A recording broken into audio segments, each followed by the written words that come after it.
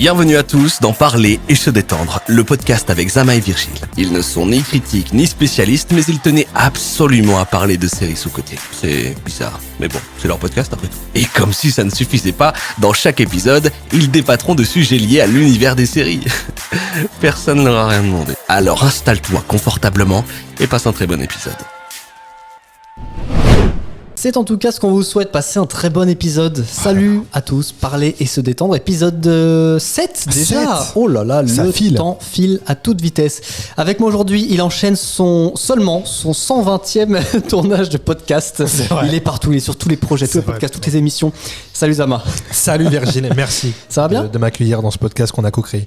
Ça va très bien et toi ? Bah écoute, ça va, pas trop fatigué aujourd'hui, tout va bien ? Ça va, franchement. Dès qu'on fait parler des détentes, je suis en forme. Tu te détends, mais tu te requinques aussi. Tout en parlant, voilà, donc c'est le principe. On est dedans. Un petit récap rapide dis-nous. projet, du principe de parler et se détendre. PESD, le podcast sur Instagram. Exactement. Pour ceux qui ne nous suivent pas, venez, on met des stories, on met des extraits de séries, c'est très très cool. On fait Instagram quoi en fait. Voilà. En gros, c'est ça. Je vais pas refaire le concept. Dans Parler et se détendre, on présente chacun à tour de rôle une série un petit peu moins médiatisée que les grosses productions, un petit peu sous-cotée. On enchaîne avec un petit débat. Voilà, on discute de séries globalement. Quelle est la série que tu vas nous présenter aujourd'hui, Zama ? Alors c'est une très bonne question. J'avais oublié que c'était moi qui devais commencer, mais je t'en prie. Je vais me faire un plaisir de commencer. Je vais nous parler d'une série qui s'appelle Mythic Quest. Mythic Quest. Non, tu connais pas, alors là, c'est sûr. Sur Apple TV. Bien joué. Il y a 3 saisons de 10 épisodes, mais c'est à peu près 25 minutes le temps d'un épisode, donc c'est très cool. Waouh. J'ai pas même l'affiche, je l'ai jamais vu. Non, c'est pas, c'est vraiment pour le coup là, c'est vraiment là on est dans le thème. On est vraiment pas sur une série médiatisée pour le coup du coup. Il y a d'ailleurs pas de grands acteurs. Il y a 200 avis sur le ciné. C'est très J'ai été digué mec, t'as vu ? Bah attends, putain, bien joué. Hein. Ce podcast existe pour ça. Mais totalement. Le pitch rapidement, c'est immersion dans les coulisses d'un studio chargé de développement d'un jeu vidéo. L'équipe créative dirigée par Ian Grimm s'apprête à lancer la première extension majeure pour l'un de ses jeux les plus populaires. Donc en gros, comme là je viens de dire, ça suit une équipe qui crée un jeu vidéo. La série d'ailleurs est née sur une discussion des créateurs avec Ubisoft. D'accord. Ils ont eu l'idée comme ça. Et Ubisoft, qui produit donc des jeux vidéo, a beaucoup travaillé sur la série pour rendre le truc crédible, etc. etc. Il n'y a pas de grands acteurs, grandes actrices qui jouent dans cette série. Alors, moi j'ai bien aimé, c'est vraiment cool, c'est 25 minutes, donc c'est vraiment, si tu veux, pourquoi j'ai bien aimé, c'est vraiment le format sitcom à l'ancienne, tu sais, où tout repose sur les personnages. Oui. Il y a plusieurs, t'as Ian Grimm, c'est le patron, le génie, il est autant talentueux que narcissique, c'est vraiment, c'est le mec, tu vois le personnage que c'est. T'as le bras droit, c'est Poppy, elle s'appelle. Elle est un peu faux folle, mais elle est génie. Et il y a une dualité entre les deux. Pour elle, c'est son bras droit, mais pour lui, non, pas vraiment. T'as David, qui est le producteur hyper craintif, tu sais, qui a peur qu'on dépense mal son argent, etc. Tu vois, en fait, il y a toute une palette de personnages qui sont un peu caricaturels, mais pas dans le mauvais sens. Tu vois, genre, ils sont grave identifiables. Oui. T'as le marrant, le fou, le peureux, la folle. Tu vois ce que je veux dire ? Il y a tous ces trucs-là. Et ça marche super bien, je trouve, parce que c'est sans prétention. Je pense pas qu'ils se sont dit on va faire la série du siècle, etc. Mais je pense que ça marche suffisamment parce que à chaque saison c'est renouvelé directement pour une saison supplémentaire. Il y a combien de saisons là ? Là il y en a 3 et la 4e est en commande déjà. Ok. Et là où ça m'a vraiment pris, c'est que quand j'ai commencé à une époque où j'étais dans une quête de série qui dure pas longtemps, donc 25 minutes. Donc j'ai commencé ça. C'était cool, 2-3 épisodes, je trouve ça. Et là il y a un épisode, je sais plus c'est combien, je sais plus si c'est le 4 ou le 6, bref. Qui s'appelle, donc c'est ce qu'on appelle dans le jargon des séries un stand-alone. Un stand-alone, c'est un épisode qui n'a rien à voir avec l'intrigue principale qui est en cours. Donc en fait, j'aurai ça. Et d'un coup, il y a un épisode qui arrive. On n'est plus du tout dans l'histoire. Il n'y a plus du tout les personnages qui sont depuis le début de la saison. Et à chaque saison, ils ont fait un épisode comme ça qui est incroyable. Ok. Tu ne vois pas le rapport. Okay. Et à la fin, tu dis en fait, ça, c'est par rapport à ça. Tu vois ce que je veux dire ? Ouais, je vois. Et c'est à ce moment-là que je me suis dit, ok, c'est une très bonne série. Je savais pas qu'il y avait un terme pour ça. Tu me l'apprends. Ouais, voilà. Standalone, ça s'appelle. Et c'est à ce moment-là que je me suis dit, parce qu'au début, j'allais me dire, c'est une série cool. Mais quand ils ont fait cet épisode qui a rien à voir, et même dans la réalisation et dans la DA, ça n'a rien à voir avec le reste de la saison. Tu sais que c'est ouf, c'est que j'ai l'affiche devant moi depuis 5 minutes là, qui commence à présenter cette série. Et si tu m'avais pas speeché ton truc, je ne sais pas de quoi ça parle. Fais voir l'affiche. C'est mi-aventure. Je la mettrai en écran. Oui, sur YouTube, sur Parler et se détendre, la chaîne. Oui, parce que je sais pas. C'est vrai. Tu regardes l'affiche, tu ne sais pas. C'est à l'image de la série. Parce que le jeu principal qu'il crée dans la série, c'est un espèce de World of Warcraft, tu sais, le truc un peu, voilà, etc. Donc c'est cet univers-là. C'est un peu barré, tu vois. Mais c'est très cool, franchement, c'est un bon truc détente. Ok. Ça n'a pas prétention d'être une grande série, c'est cool détente, quoi. Et c'est sur Apple TV, je sais plus si je l'ai dit. Ouais, ok. C'est sur Apple TV. d'accord. Bon, si vous avez MyCanal, vous avez Apple, donc Yes. voilà. Ok. Voilà, Virgile, pour la petite série Mythic Quest. Je vais aller dans un truc un petit peu moins drôle, puisque Allez. déjà, dès le nom de la série, le ton est donné. Tu l'as peut-être vu passer. Viol et trahison Non. D'accord, ok, pardon. Tout de suite. C'est l'effondrement. Je sais pas, je connais, mais j'ai jamais Tu regardé. connais Ouais. Ça date de 2019, création Canal. Mais le gros avantage, alors ça doit être sur MyCanal sûrement, mais c'est dispo gratuit sur YouTube. Ah ouais sur la chaîne YouTube des Parasites. Ok. Il y a 8 épisodes qui font une vingtaine, trentaine de minutes, ça dépend. Et en gros, l'effondrement, on est en France, la civilisation s'effondre. Ouais. Pré-fin du monde, quoi, en gros. Et faut survivre. C'est tout simple. Ok. Faut survivre. Donc, il n'y a plus de moyens de communication, etc. La nourriture se fait rare. L'essence se fait rare. Les personnes les plus fragiles, elles sont abandonnées. Alors, il y a des... Chaque épisode arrive à un moment, à un instant T après l'effondrement. Par exemple, le premier épisode, on est à J+2, donc ça montre la panique dans un supermarché. L'épisode 2, on est à J+5, c'est le chaos dans une station-service. Ok. J+5 après l'effondrement, et ainsi de suite jusqu'à la fin. Je crois que sur l'épisode 7 ou 8, on est avant l'effondrement pour comprendre comment c'est arrivé, pour qu'il y ait quand même une logique. Ouais. Et qu'on revienne aux prémices de tout ça. Et c'est vraiment super bien fait. Tout est tourné en plan séquence. Ah ouais. J'adore et les plans séquences. En fait, tu t'immerges. Moi, vraiment, j'ai fini la série, j'étais pas bien. Ah ouais. J'étais pas bien parce que c'est très réaliste en fait. Ok. Tu te dis, ça peut arriver demain. Et si demain, effectivement, la société s'effondre pour X ou Y raison, là en l'occurrence, je me souviens plus très bien de la raison parce que je l'avais regardé il y a quelques années. Mais si la société demain s'effondre, c'est ce qui va se passer en fait. Okay. C'est pas du fictionné, c'est pas de l'imaginaire quoi. C'est pas imaginaire, tout est pas basé sur un gars qui s'est dit ouais il va se passer ça. Non, pas du tout, c'est hyper réaliste.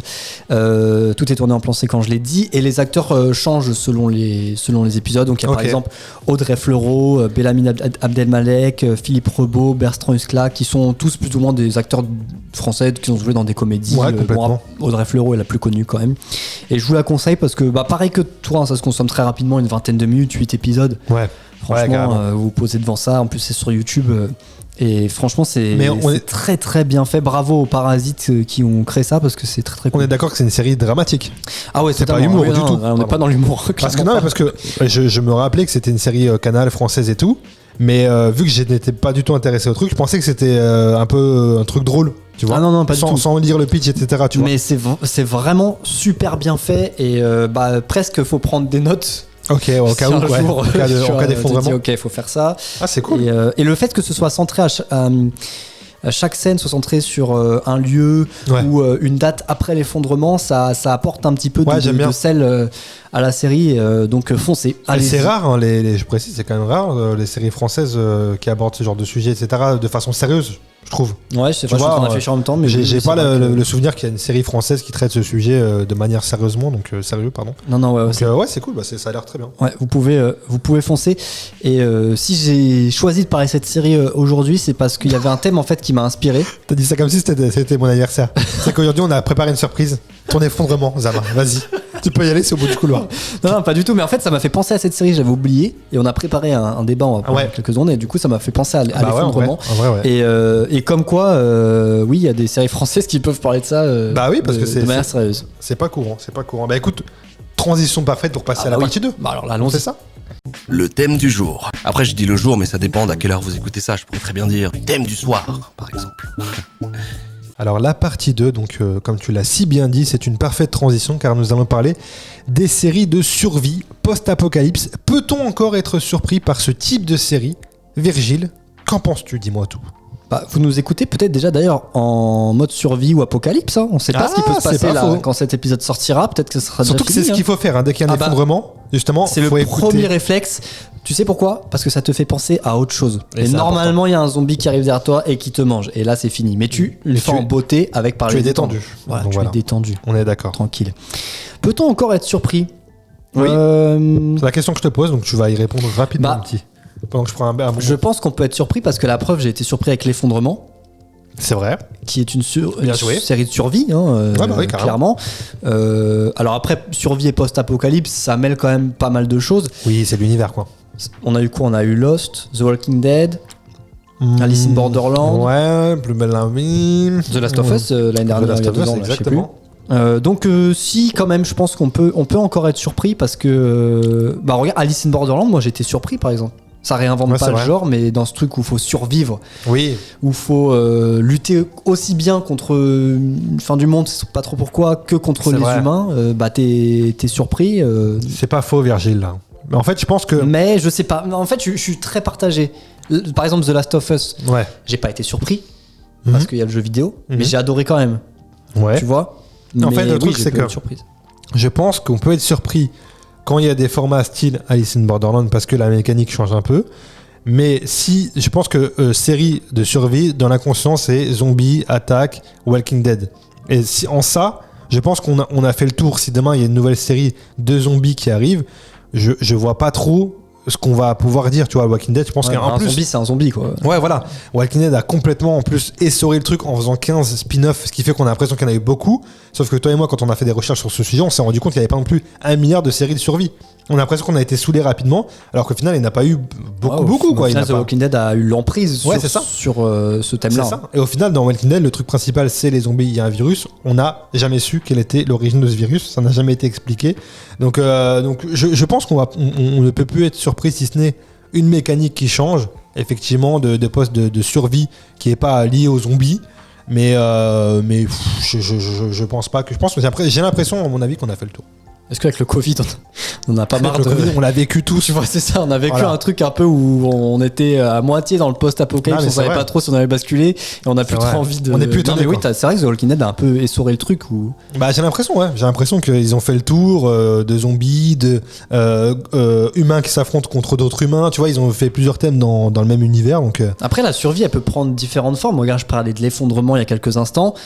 La société s'arrête. Comment Oui, tu c'est vrai, survis? c'est Il vrai. n'y a pas Oui, c'est forcément de zombies, il n'y a pas forcément d'extraterrestres. Même ça peut Ouais. être des extraterrestres. C'est vrai qu'on n'y a pas pensé en préparant l'émission, mais ça peut être Complètement, ça. Il y a peut-être des séries là-dessus d'ailleurs. Mais Bah, en fait, je pense qu'on peut encore être surpris. Alors ça va devenir de plus en plus rare. ouais. Aussi parce qu'on avance dans le temps et que en fait, les séries futuristes, il y a quelques années, elles paraissaient futuristes. Mhm. Mais aujourd'hui, il faut repousser encore Ouais, c'est plus clair. les limites du futur. Enfin, Non, mais c'est c'est facile vrai, de c'est dire vrai. ça à l'instant T. Non, mais c'est vrai. Mais C'est là où on parlait de ça dans un autre épisode, là où Black Mirror, effectivement, ça devient même compliqué parce qu'on approche, comme tu dis, même. Asia. Oui, Asia, c'est bon, arrête de m'appeler. C'est bon, c'est ma femme, je t'aime, ok? elle Je va t'aime, ma femme. participer, elle va participer. Non, mais là où effectivement, même avec Black Mirror, c'est difficile d'être surpris parce qu'on on avance dans le temps. Donc ouais, je pense que c'est une mécanique qui est différente. On peut être surpris, comme The 100, The 100, Oui. où effectivement c'est un truc de survie. Il y a pas de zombies, etc. C'est une récemment, il y a eu Silo sur Apple TV. Ah, j'ai pas regardé. Où pareil, c'est un truc qui se passe où la Terre est détruite, ils vivent sous terre, etc. Donc, mais même ça, tu vois, ça change, mais je suis pas surpris, quoi. Oh, il y avait une série française, je crois, sur Netflix, Into the Night. Ça te dit un truc? Ils sont Ça me dans un parle, avion et il faut qu'ils fuient le soleil. C'est une série non, de j'ai pas survie aussi. Et donc, ils sont obligés, si tu veux, de tourner. Bon, normalement, ça pose problème parce qu'il n'y a plus d'essence. Ils sont obligés de tourner autour de la Terre continuellement parce qu'il faut qu'ils Ok. fuient le soleil, Ah non, j'ai sinon pas vu ils ça. meurent. En gros, le soleil les fait cramer comme un micro-ondes. D'accord, ok. Et c'était. Alors, j'ai trouvé que c'était pas super bien joué. Ok. Mais moi, c'était pas trop mal. La première Ok. saison, j'avais pas continué parce que je crois qu'il n'y avait pas encore la saison 2 à l'époque. Mais c'était pas trop mal. ça Ouais, je va, pense ça qu'on se peut être regardait. surpris à première vue sur une mécanique, un Oui. scénario différent, et après on tourne vite en rond quand même. C'est sûr qu'on va pas avoir de trucs révolutionnaires. Je suis bien d'accord. Je suis bien d'accord. Donc je pense que on fait vite le tour des séries Totalement. Apocalypse, parce que en fait, je pense qu'à partir du moment où on se met un thème précis, peu importe, on fera vite le tour. Oui, quoi. oui. Donc, je pense qu'on a fait le tour de ce débat. Nous aussi, Virginie. on a fait le tour. Oui, Je pense qu'on va passer à la partie 3. on peut y aller. On peut enchaîner. Là, ça arrive là. Surtout que on Oui. va pas aller bien loin. Pas- Sur le fond du débat, sur le fond du thème, t'es fort, de la parce que là- discussion, de la thématique. T'es fort parce que Je peux donner d'autres synonymes si tu veux, mais le champ Je lexical trouve- va arriver à son terme. Il faut que tu trouves le Je générique. trouve pas. Très, mais très, c'est bon, très je vite. l'ai. Ah. C'est bon, partie 3, c'est bon. Le binge ou pas binge? Bon, faudrait savoir, les gars. Je pensais qu'on parlait pas de séries mainstream. J'aurais jamais dû accepter ça. Le binge, pas binge, on le rappelle pour ceux qui découvrent cette séquence, on va vous citer des séries et on va tout simplement vous dire nous dire à nous aussi déjà, est-ce qu'on binge ou pas, est-ce que ça nous intéresse ou pas. Vous nous dites aussi en commentaire sur Instagram, Parler se détendre, PESD le podcast, sur YouTube, si vous nous regardez sur YouTube, en commentaire, n'hésitez pas. Et donc pour rester effectivement dans le thème des séries apocalypse / survie, on va s'intéresser un peu aux séries coréennes. On s'est dit ça parce que ils adorent aussi ce genre-là en Corée.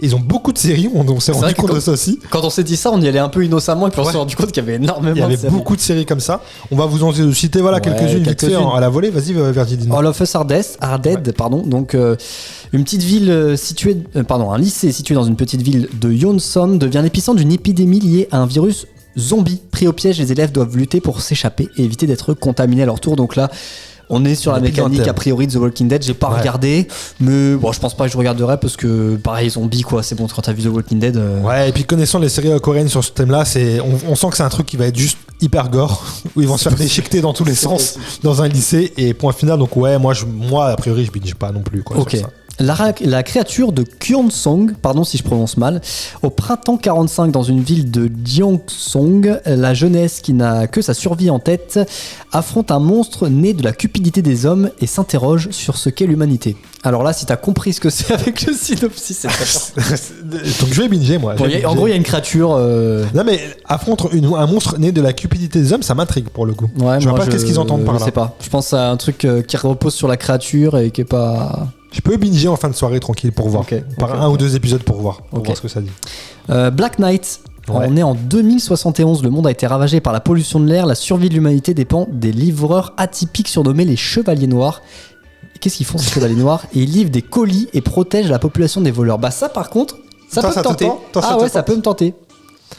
Il y avait eu un truc The Mist sur Netflix. Oui, c'est vrai. Regardé, et ils avaient abandonné le projet d'ailleurs. C'était un peu dans ce truc-là où l'air aussi, il y avait c'est vrai. Un nuage. Je peux me laisser tenter par le côté pollution de l'air, ravager, survie, mais le truc de Deliveroo, machin là, à la fin, c'est à peu de choses près, la série c'est Paris. Hein. La pollution de l'air, c'est exactement juste, il n'y a pas encore de gens qui t'apportent du CO2, mais. T'insinues que tous les brides sont noirs parce que ça s'appelle les Chevaliers Noirs là, donc ils livrent des colis.